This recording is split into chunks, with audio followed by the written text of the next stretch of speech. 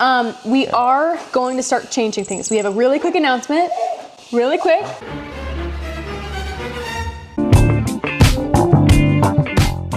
Hey guys, welcome back to Nelly Knows. Hi, Stinker. It has been months since we've posted, more than 6 months, because of this girl right here. If you didn't know, we had a baby. I know a lot of you follow us. I also know a lot of you don't follow our vlogs. We have more subscribers on Nelly Knows than we do on our vlogs. So for those of you who don't know, we had a baby. This is, let me see. Come here. This is baby Hayden. She's 6 months today, so it's been a minute. We took a very long maternity leave. Very, very long. Like, she's not a newborn, which is sad.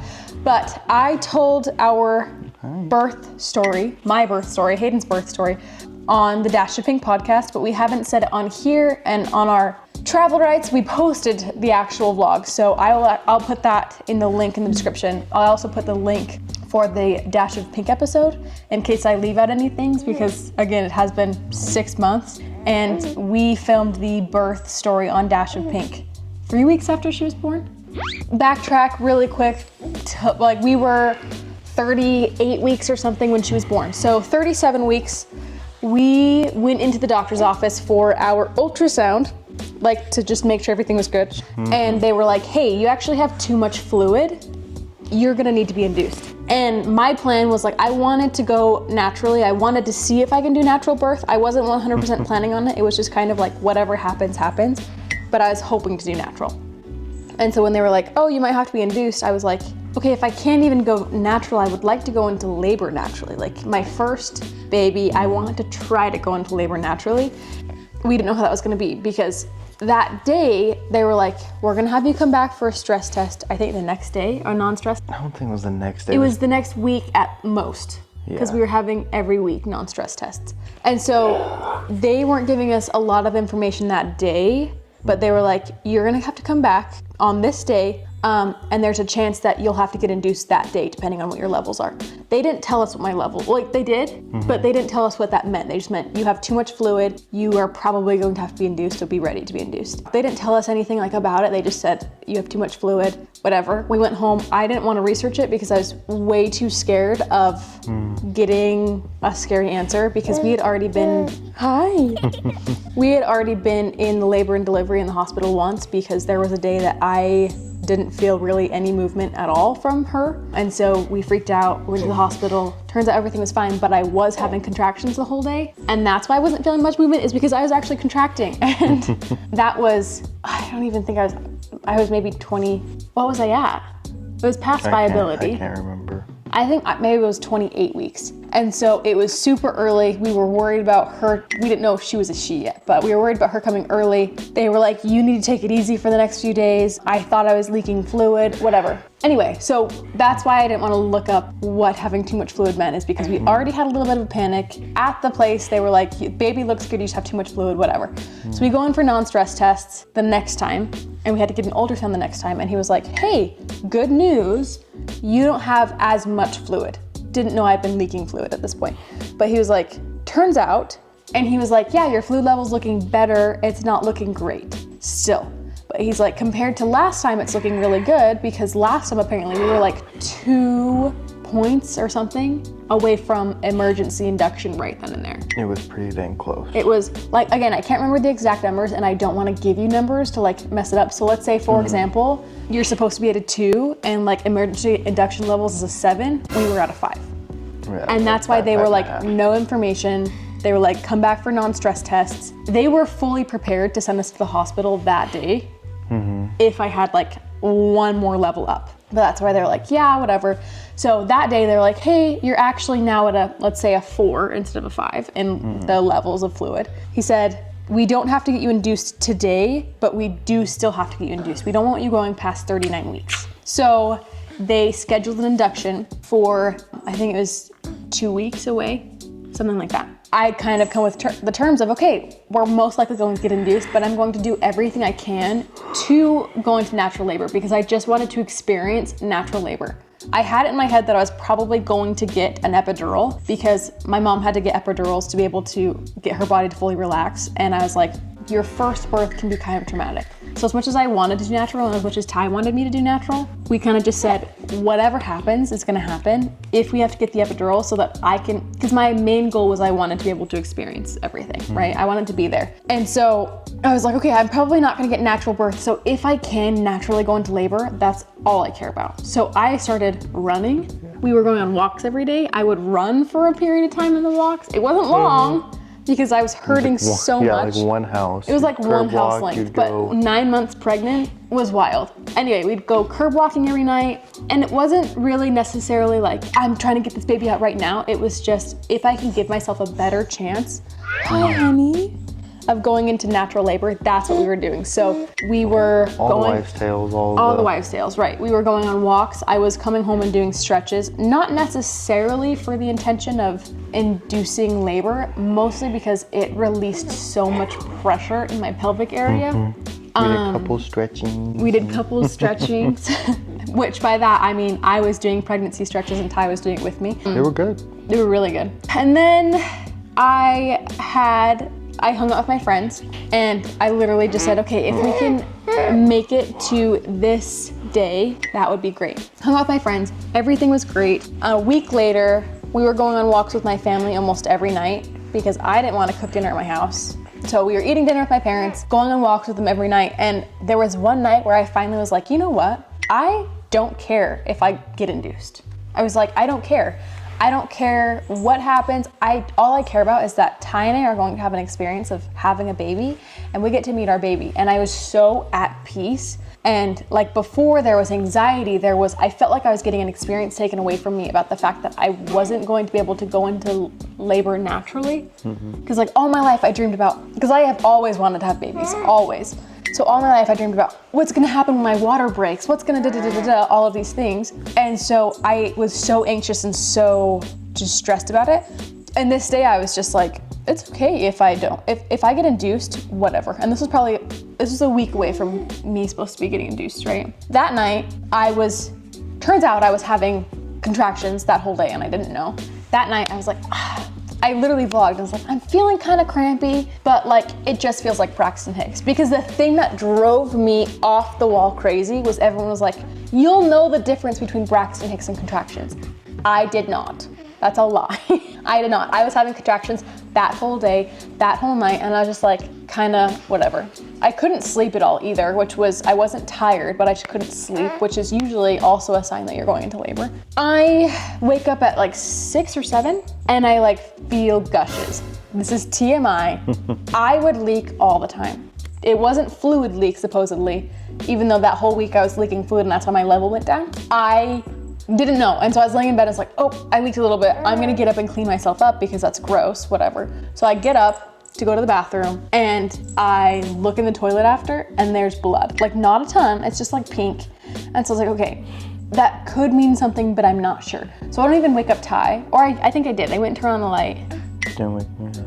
Well, I remember you rolled a little bit. I turned on the light and I said, I'm just calling my mom, don't worry about it. Because I was gonna talk about blood, and if you talk about blood during pregnancy, it's terrifying. So I do remember I told Ty, I was like, hey, I'm just calling my mom, it's no big deal, it's okay. I just have a little bit, like I told you. Well, you did, but you were awake, but you weren't awake. Like, because I told him, I was like, there's a little bit of blood, it's no big deal. Because I didn't want him to hear the call and be like, something is horribly wrong because there's blood, right? So I go in the bathroom, I call my mom. I literally had my underwear on the floor with a panty liner in it with a little bit of blood on it and in the toilet. And I call my mom, I'm like, hey, there's a little bit of blood in my underwear and in the toilet.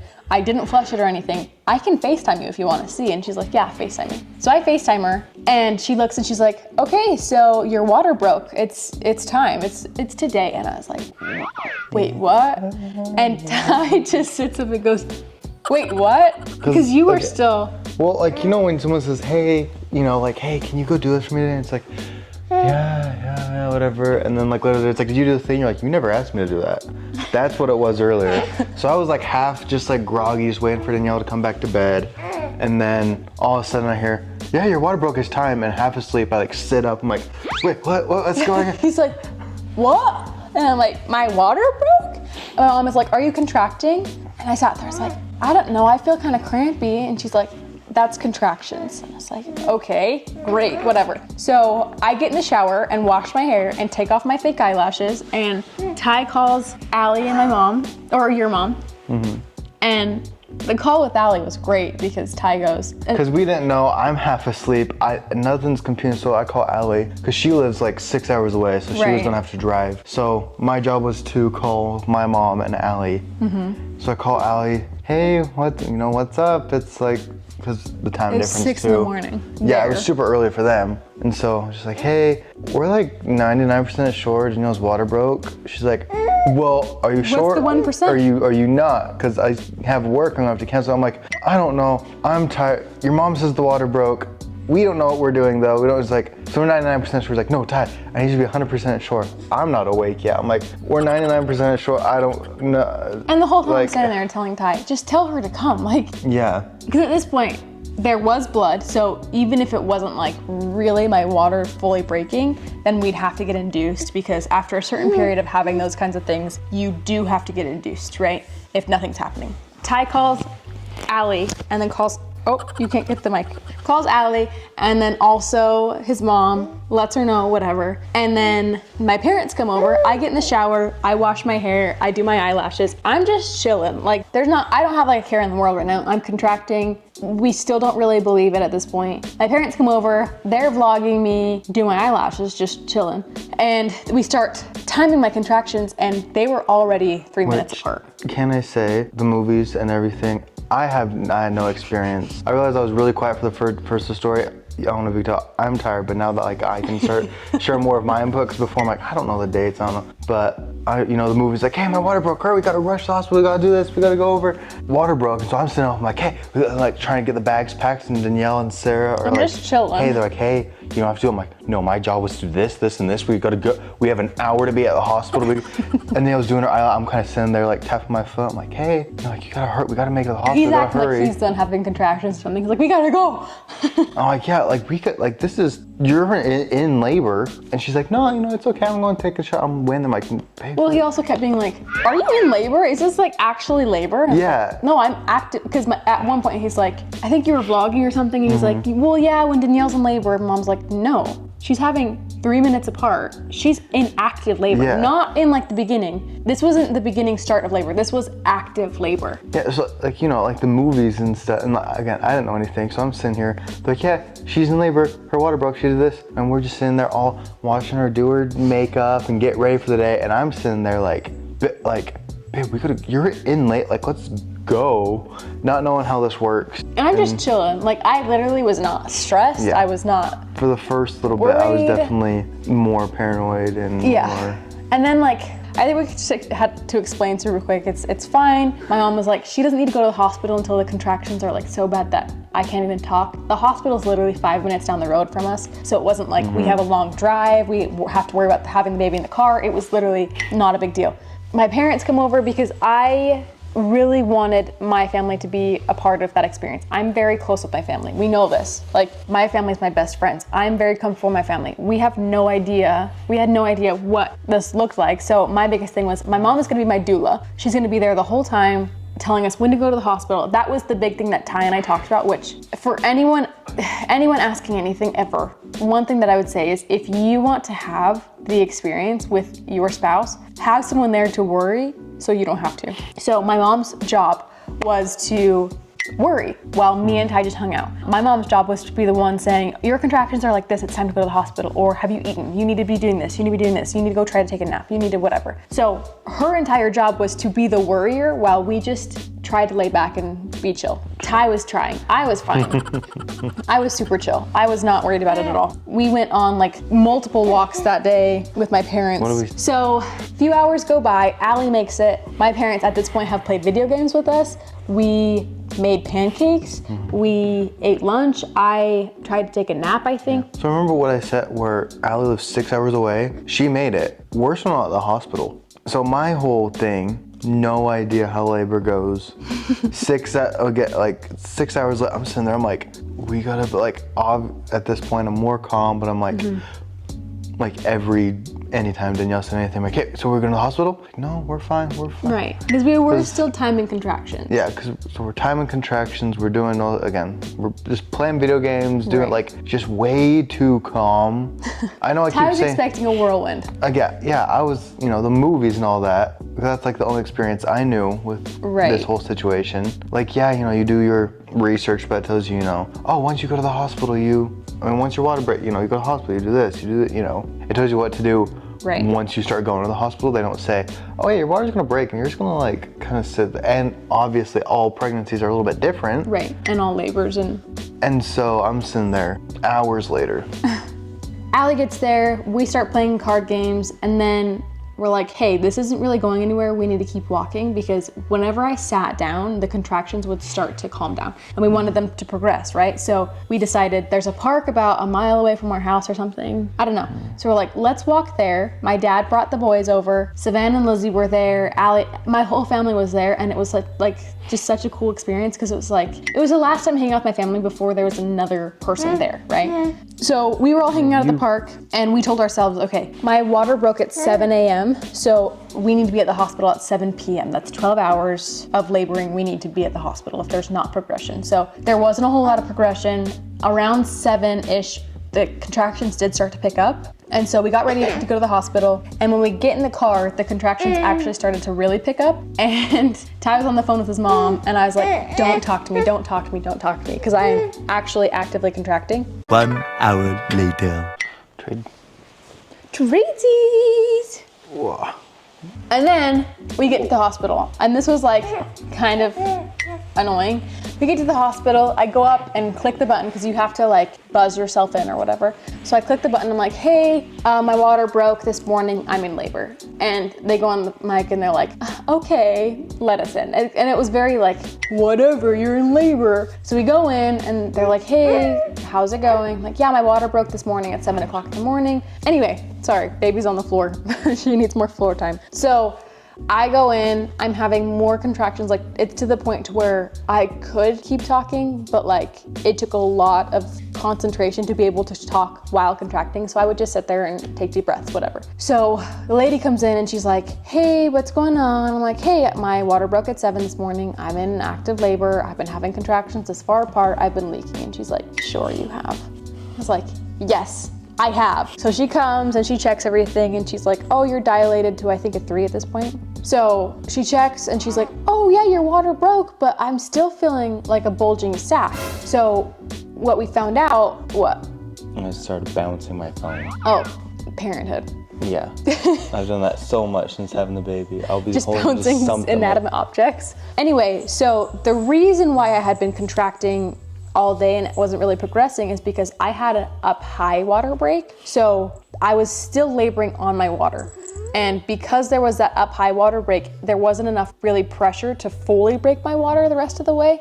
And that's why I wasn't fully progressing. So they put us in the room, they're like, hey, we're gonna have to break your water. Which there are things that I think I would have done differently now, knowing how it works. But I was getting to the point to where I was getting very overwhelmed because I'd been laboring for 12 hours. I hadn't slept very much, and that gave me a lot of anxiety because once we got into labor and delivery room, I kind of dissociated a little bit, and that made me panic because the one goal and the one thing that we wanted when it came to the laboring process, whatever, is Ty and I both wanted to be present. Like, we knew that this is a big moment, this is a huge thing. We wanted to be present as possible. That's something that we talked about a lot in the process of deciding whether or not we were going to do natural or the epidural or whatever. Is our final decision was we are just going to do whatever we can to be present, whether that means getting the epidural so that I can be present there. Our entire goal was to be present. And so when I started to dissociate and like kind of disconnect from reality because of the fact that I was overstimulated, that made me panic. And I told Ty, I was like, I don't know what's wrong. I think I want the epidural. And I was like also kind of upset by that because I really wanted to do natural. And I also told Ty that one of the biggest things is I needed him to reassure me that it was okay to get the epidural. And I told that to my mom too. And so when I told that to Ty, I think you probably at that point, did you want me to get it too?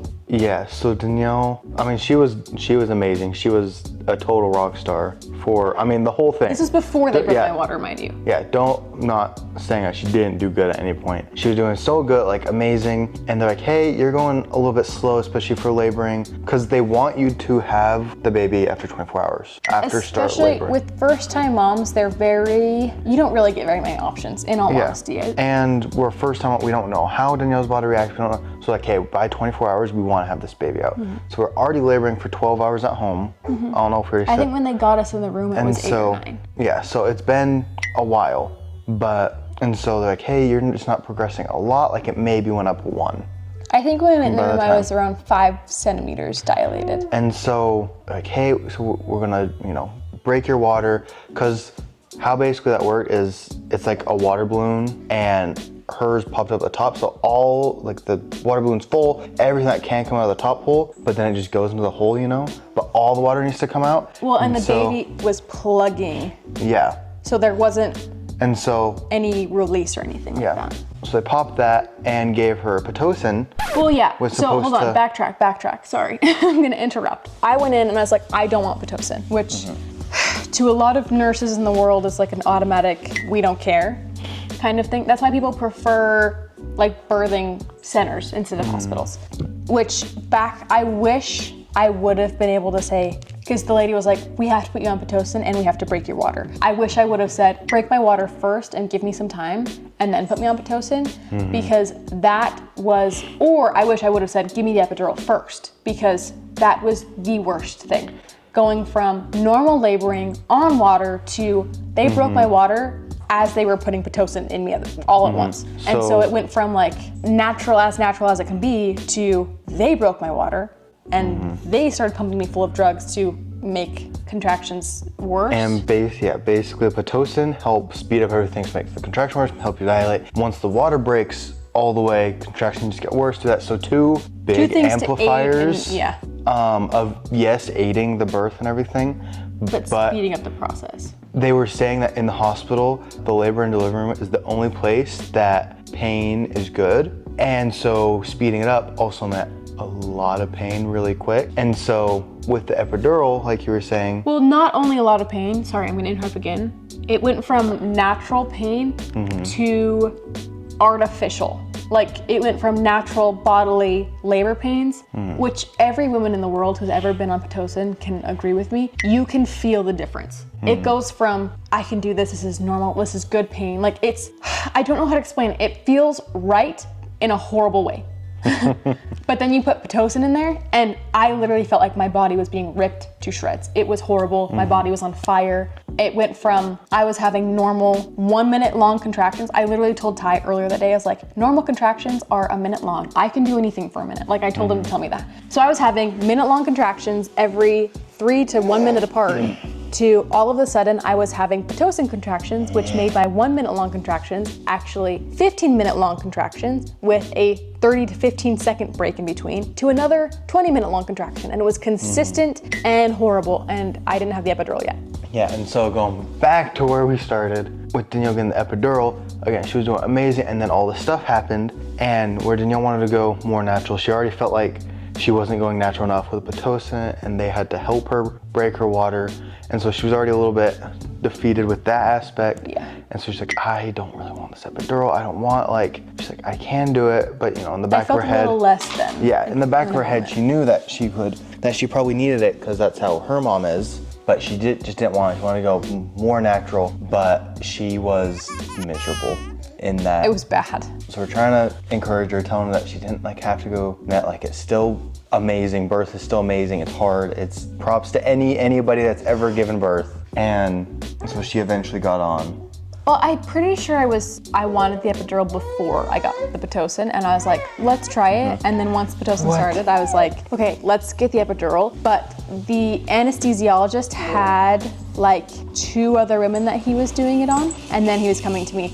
So I had probably 30 minutes-ish of consistent contraction, one basically, until he came in. And it was very, again, artificial, very fake. And I remember before the contractions were I could think through them. I could function. I could again, they were getting hard before, but not bad, but I could still function. But then when the Pitocin came in, I couldn't even think. I couldn't even, like, my own thoughts weren't my own. My processing before, where when I was having contractions before, I could think through and be like, okay, we're getting to the top. I can feel how it's getting worse, and then I can feel it start going down. The Pitocin contractions, there was no thoughts. There was no presentness, there was no consciousness, it was just pain, this is wrong, this is bad, this is pain, this is bad. I could, for the few seconds that I wasn't contracting, which even when I wasn't contracting, it was just a less worse contraction, like it was really bad contraction and then the breaks were like a middle bad contraction. So it was like,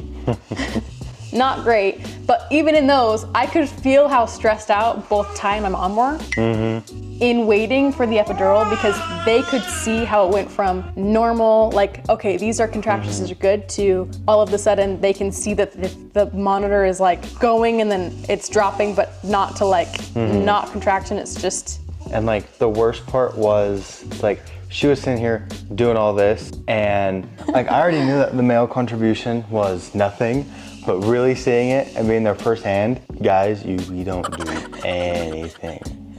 It's like, we're not even there like support, like where it's like, hey, you could do so great. Like I didn't know what to say, so I was basically saying the same things over and over again. And Danielle told me after, she was like, I wanted to punch you in the face.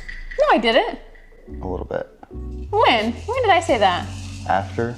Because I mean, like she was saying to keep telling her, you can do anything for a minute, you're amazing, blah, blah, blah. She was just like, shut up, these are not a minute. Don't tell, like. Oh yeah, in the beginning, and then I told you, I was like, these aren't a minute. But then after that, you did so good. No, like, so like I'm sitting here, I literally cannot do anything. We're waiting for epidural. She's literally, as she was saying, like feels like her body's being torn apart and all this. And I was a little bit worried. It felt so different. It's like, this isn't even birth yet. So I was getting worried for that. And well, and then in the room next to us, there was a lady who must have been doing natural too. And she was screaming. And my mom was like, oh man. Well, my mom mostly told me about this. She's like, I heard that lady and it was stressing me out so much for you because she was screaming and you wanted to do natural, and I saw how the Pitocin was. I don't think I could ever do labor on Pitocin without an epidural. I don't think I want to. If in my next pregnancy, they're like, we're gonna have to put you on Pitocin, I'll be like, okay, get me the epidural first. Like that, it's so much different. And for me, I could mentally handle the other contractions, the normal contractions, but Pitocin shut everything off. Like it was just, it was crazy. Well, I did not know, this was kind of crazy, more of fun fact with it. It's gravity based. Oh, I didn't know that either till we went into the hospital. Yeah, so Danielle had to keep, I mean, you can say, she had to keep like laying on this side and laying on this side. Pool. Because the epidural will pool until she'll start feeling it. Like, so if she's laying on this side, she'll, I mean, I think. I actually didn't start feeling it was because like, the nurse was really good at flipping me. Yeah, like apparently if she stayed like laying this side, this side would be a lot more numb. And like the effects worked a lot more on this side, and so then they had to like turn over just a little bit. It would be, hi, you have something to say? Bouncing in the bouncer. You have something to say? You love the bouncer? Oh, Yeah. I love you. Yeah. She's also like right by a Christmas tree too. Hi. That's just a fun fact. We're talking about all this, like, it's so painful, it's so crazy. Like, it was a cool experience. I feel like, I feel like we just got kind of stumped up on this part, which if you have anything else to say, I don't want to like stop. No, I do, but, I'm still going. But I feel like this was, for us, the most Climactic? part where it's like, I feel like most intense, not climactic. The most intense part. Yeah. My favorite part was actually before I got the epidural. It was in the middle. My favorite part. It was like the only part that I was able to be present while on the Pitocin without the epidural was when I was getting the epidural. The doctor comes in, which the anesthesiologist was amazing. I wish I could have talked to him more, but I was actively in it, like I couldn't talk. But he came in and he had Ty come in front and hold me when I was getting the epidural. And that was such a raw experience for me because it was like, I'm literally going through bringing our child here. Our life is about to change. But like we had this small moment that like when Ty couldn't feel like he could do anything, he got to just hold me when I was getting the epidural, and I didn't even feel the epidural. I didn't even feel when I got the shots to like numb the area because he was there holding me. And even though I was in so much pain, all I could think about was the fact that I was with Ty, and that was such a cool experience. So once we got the epidural, it was kind of weird because at first I was like, this isn't doing anything. I'm still feeling it. Like, I can still feel everything. All this did was numb my toes. And the nurse was like, okay, well, we can't give you any more, which is weird because Mara said that they were like, yeah, you can press the button as many times as you want. And she actually pressed it too many times. But they're like, yeah, you can't press it again for another hour. So I was still contracting for about another hour. It was not great, whatever, but it wasn't as bad. Like, it helped a little bit. It probably took my pain level I from wonder it. if they said that because it was your first birth. I don't know, because I've heard that from a lot of different people. Anyway, we were in the same hospital and me and Mara had very different experiences with a lot of different things. I think it really just depends on the nurses a lot of the time. Yeah. So after about an hour, they come in, they're like, hey, you can press it again. And I pressed again, and then it was like, oh, okay, I feel so much better. I could still feel the contractions, but it was less Pitocin contractions and more normal contractions at this point. So I feel like it just numbed down the Pitocin feeling. The lady's like, okay, when you can, try to get some rest because we don't know how long this is gonna take. She's like, this could take a few more hours. I was like, okay, I'm gonna try to take a nap. I lay down and couldn't fall asleep, but fell asleep for about 10 minutes. My mom fell asleep for a couple minutes. The second Ty laid his head down. Because, like I was saying, guys don't do anything. I'm not doing it. I'm like, hey, I'm not gonna be the first one to fall asleep. Because I mean, it's 1 a.m. at this point. Like, long day. About 1 a.m. Yeah, and long day. I'm sitting in my camera. I'm not gonna be the first one to fall asleep. I see Danielle starts dozing off. She falls asleep. I turn around. Because Sarah's back on the couch. I was right, like, at Danielle's feet. I was like, okay, they're both asleep. I'm gonna try to go to sleep. And I put my phone down, put my head down, and the door opens up. Yeah, and the nurse comes in and she checks me and she's like, hey, baby's right there. Let's practice pushing. We practiced pushing once, and then she's like, okay, stop, don't do anything. I'm gonna get the doctor. So she's like, don't even move your legs. Just hold still, stay there, which I had the shivers like crazy. That's also why I couldn't fall asleep forever, is because I was shivering so bad. I was so cold, but they didn't want me to warm up. I don't know why, they wouldn't give me blankets. So she goes and gets the doctor. He comes in, he's like, okay, let's do this. You could be pushing for a while. Checks, and he's like, oh, the baby's right there. I'm like, yeah, let's do this. Which, the crazy thing is I could feel all the pressure from everything, but I couldn't feel the pain as I was pushing. So like, the best way to explain it is like when your leg falls asleep and you can poke it, you feel the poke, but it almost feels like it's someone else, like you're poking someone else. I don't know, it's weird. So I pushed from the time that the nurse came in and checked me and we did the first practice push till the time that the baby came out was 15 minutes. I think in all, not including the practice push, I pushed like 3 times, maybe You 5. pushed more than that. I think it was 5. I don't know. Something like that, I don't know. It was good. It was Pushes, whatever. They're like, oh, you're so good at this. Proud of myself, whatever. So we didn't know the gender of the baby, and it was Ty's job to announce the gender. Yeah, like, the doctor asked, he's like, do you want to be the one to, announce the birth, because you don't know what it is, but, they can do it if you want to. And I was like, yeah, I don't want to do it. And he's like, okay, just don't get the umbilical cord mixed up with anything, because that can happen. Comes out and like shows me the baby, because, babies aren't super clean when they come out, so they have so they're holding it, and I'm just like so tired, I just like stand there and just walk. He goes, and I'm like, what is it? I don't want to say the wrong answer, and the doctor would be like, actually, dude, you're kind of wrong. And so I sat there, and then so I just pushed out a baby, and mind you, when the baby came out, blood got everywhere. So like my mom's trying to, whatever, the doctor says there's blood everywhere. I don't care, I just want to know the gender of my baby. And Ty goes, I'm like, it's a what? It's a what? It's a girl, like literally it took that long. Yeah. So, and then he says, it's a girl, greatest thing ever, held her for the first time, and it seriously was like, I wasn't tired, I wasn't in pain anymore. I know, well, like, it definitely was like an adrenaline rush of a sorts, but I don't know if I would use adrenaline, because like, I was tired, like, but I wasn't tired, because there was so much going on, it's like so I don't know, just like the excitement of the whole thing. Yeah, but yeah, and now she's here. I think I tore 3 times, but the doctor didn't even say that they were first degree.